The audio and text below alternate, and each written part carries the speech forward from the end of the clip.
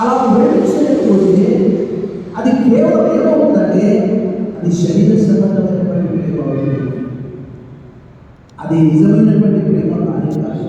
కానీ దేవుని ప్రేమ వన్య తడగనటువంటిది, బంగారం రోజులకి కలగబోతుంది, అప్పుడప్పుడు పాలిష్ చేయిస్తారు.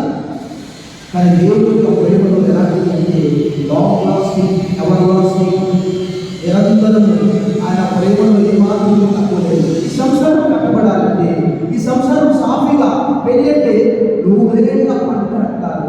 లోక ప్రేమగా లోక సంబంధంగా జీవించినప్పుడు ఖచ్చితంగా అపవాదం వారిని ప్రవేశిస్తారు.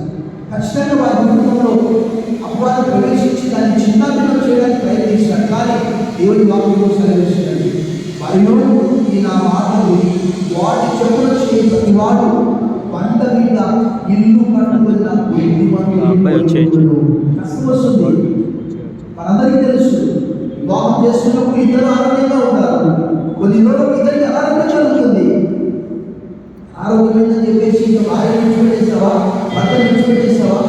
దేవుడి వాక్యంలో కళాఖండం 2వ అధ్యాయంలో నీవు ఎవరి కాలంలో వివాహం చేసుకొని విడిచిపెట్టి నీ భార్య పక్షంగా యెహోవా సాక్షి ఆయనను ఇక్కడ రిజిస్టర్లో సంతకాలు చేయడానికి రెడీగా ఉన్నారు. ఆ సంతకాలు చేసినటువంటి వారు సాక్షులు చనిపోతారు కదా. కానీ బైబిల్ సెలవిస్తున్నది వారి పక్షాన ఎవరైనా సాక్షి? దేవుడు సాక్షి. ఈ వివాహ వ్యవస్థను దేవుడు ఆరంభించాడు. It is good, it is good, it is good అన్నాడు. It is not good that marriage should be alone. నరుడు ఒంటరిగా ఉన్న మనిషిని కాదన్నాడు. తన కొరకు ఒక సాటిని సహాయం చేసి ద సూటబుల్ హెల్పర్. కష్టంలో, నష్టంలో, దుఃఖంలో తల్లిదండ్రులు ఎక్కడ ఉంటారు? కానీ భార్య భర్తను ఆదరించడం, భర్తను భార్య ఆదరించడం. Nobody is perfect. The Bible says, as your heavenly Father is perfect, you also must be perfect. మీ పరలోకపు తండ్రి పరిపూర్ణుడు కనుక మీరు కూడా పరిపూర్ణంగా ఉండగలరు. వారు మాత్రమే కాదు, దేవుడి వాక్యం సెలవిస్తుంది. అలా ఉండదు. ప్రభువు సమీపంగా జీవించినప్పుడు, ప్రభు లేఖనాలు పఠించినప్పుడు యేసుప్రభువు అన్నారు, ఆయనతో మీరు మీ యందు నా వాక్యము నిలిచినట్లుగా మీకు ఏది ఇష్టమో అటువంటి అవన్నీ మీకు అనుగ్రహింపబడతాయి. ఒక కుటుంబము దేవుని వాక్యంలో రాయబడింది, ప్రపంచానికి ఒక వెలుగుట. You are the light of the world. మీరు ప్రపంచానికి వెలుగురు అన్నారు. First I'm the light of the world. మనమే చీకట్లో ఉంటాం. సపోజ్ కొత్తగా పెళ్లి చేసుకున్నామని చెప్పి సినిమాకి తీసుకెళ్తే ఏమైనా ప్రయోజనం? ఇప్పుడు అంత లోకంలో కూడా ఎక్కువైపోయింది. లోకము మన ఇంట్లోకి, మన ఒంట్లోకి, మన సంఘంలోకి వచ్చేసి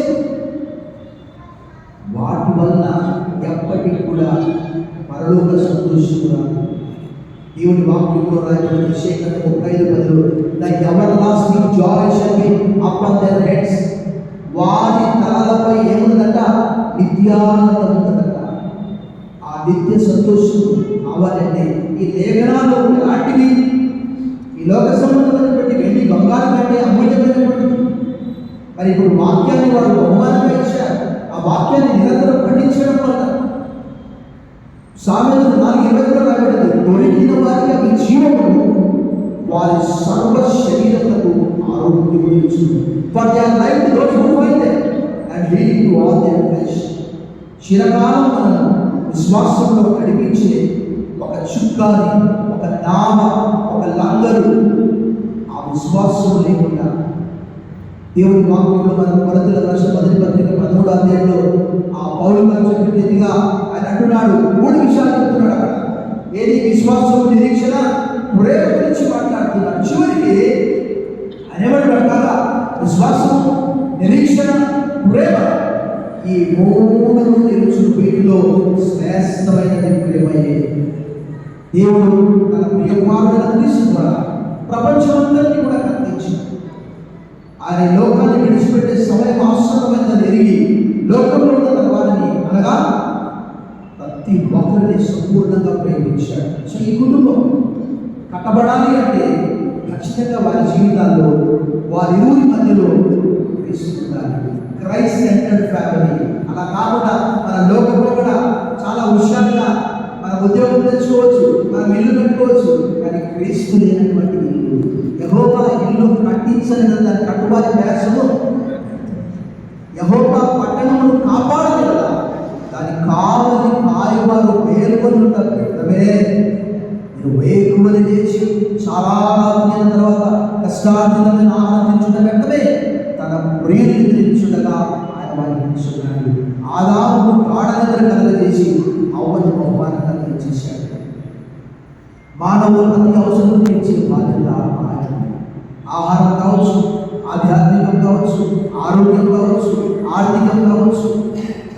The Lord is my shepherd, I shall not want, I lack nothing. ఆయన నాకు కాపరిగా ఉన్నాడు కాబట్టి నాకు కొరత లేదు. Is a good shepherd. మన జీవితంలో ఆయన కాపరిగా ఉండాలి, నడిపించాలి, నీటి ఊటలో ముగ్గులేదు, పచ్చడి పొలాల్లో తీసుకెళ్ళాలి అంటే అది వాక్యమే కదా.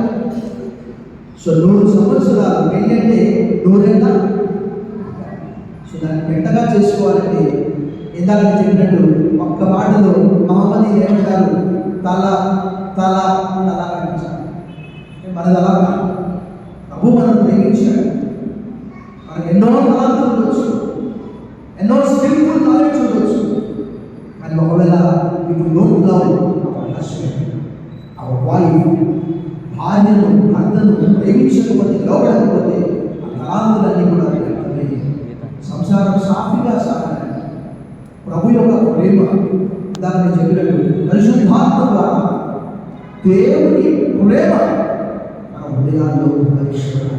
మీరిద్దరు మాత్రమే కాదు, మనందరి జీవితాల్లో ప్రభు మన హృదయంలో ఉన్నప్పుడు విశ్వాసం ద్వారా తప్పకుండా వారు మాత్రమే కాదు మనకు కూడా తీర్చుకుంటారు. ముఖ్యంగా ప్రభు కుమార్ శృతి మీరు అనేక ఒక మోడల్ కాకుండా ఒక అక్కుల దృష్టిలో ఎక్కడ పోయినా భార్య ఒక దైవజనుడు అంటాడు, ఒకవేళ దాన్ని ఎక్కడైనా ప్రయాణం చేయవలసి వస్తే ఐ విల్ ట్రావెల్ అలా విత్ మై వైఫ్. ఎక్కడైనా విదేశాలకు వెళ్ళాల్సి వస్తే నేను నా భార్యతో కూడా ప్రయాణం చేస్తాను. సో వారిద్దరు కూడా ఎక్కడికి వెళ్ళినప్పటికీ ఒకే మనసు, ఒకే శరీరం, ఒకే ఆత్మ.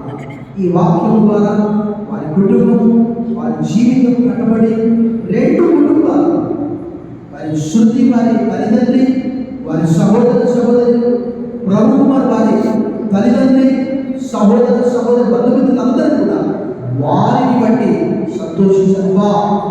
భార్య భర్తలంటే ఇలా ఉండాలిగా, వీళ్ళగా అని అనుకోవాలి తప్ప వీళ్ళ అని అనుకోవాలి. ఎందుకంటే దేవాలయం పెంపుడు బట్టి కదా అన్యజనుల మధ్యలో నా నామము దూషించవచ్చు. క్రైస్తవ వివాహం ప్రత్యేకమైనటువంటిది.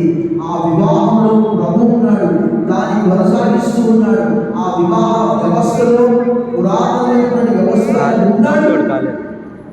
వివాహం అన్ని విషయాల్లో అంటే అందరిలో బలమైనదిగా ఇచ్చాడు. ఇంకేమన్నాడు, పాపం నిష్కల్మషమైనదిగా ఉండదు, వేశ్యాసనలకు వ్యభిచారమైన తీర్పు ఇచ్చునని చెప్పాడు. 13:13 ధనాపేక్షితే ద్వారా మీ కలిగిన వాటితో వృద్ధిపడి ఉన్నట్టు నేను ఏ మాత్రము విడువను ఎడబాయని ఆయనే చెప్పింది. I will never leave you not forsake you. తప్పకుండా వారితో మాత్రమే కాదు, ఈ వాక్యాన్ని పండించే ప్రతి ఒక్కరితో ప్రభు ఉంటాడని ఈ వాక్యం ద్వారా ఆదరణ, హెచ్చరిక, సందేశం ఇస్తూ ఈ విలువైన మాటల్ని, దేవుడి మాటల్ని పంపిస్తున్నాడు. దేవుడు వారిని ఆశీర్వదించుగాక. ఆమేన్.